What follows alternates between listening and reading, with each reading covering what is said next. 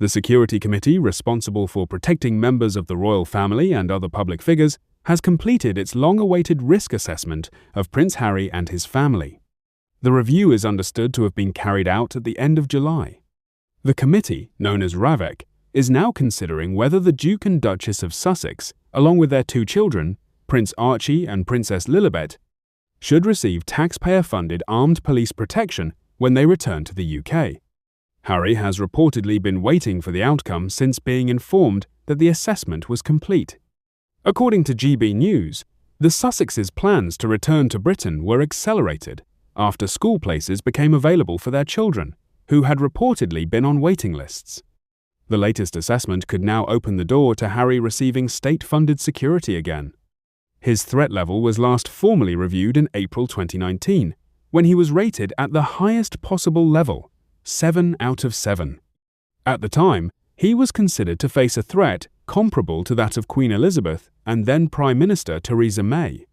Harry later won the right to have his security risks reassessed, following a major legal battle with the government. However, he ultimately lost his case in May 2025.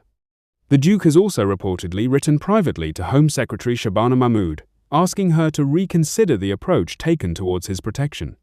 Ravec includes representatives from the Royal Household, Metropolitan Police, Home Office, Cabinet Office, and Foreign Office. For years, Harry has generally received limited security arrangements during UK visits, sometimes being given only a police liaison contact shortly before travelling. A 40-page threat assessment prepared by Harry's private security team was also submitted to the committee. It reportedly warned that an attack against him at a large public event could potentially cause mass casualties. The report described Harry as facing an elevated risk in Britain and highlighted threats from lone individuals and grassroots extremist groups. It also claimed that several people previously linked to threats against him have since been released from prison. The potential cost of protecting the Sussex family has also attracted criticism, with estimates suggesting it could reach around £5 million each year.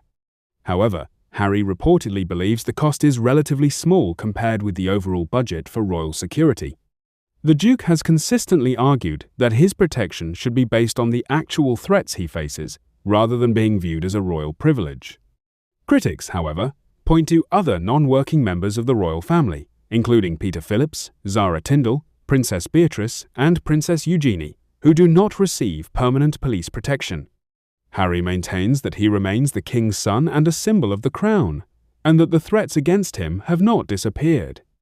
The Home Office has declined to discuss specific security arrangements, saying the system is rigorous and proportionate and that revealing details could compromise the safety of those involved.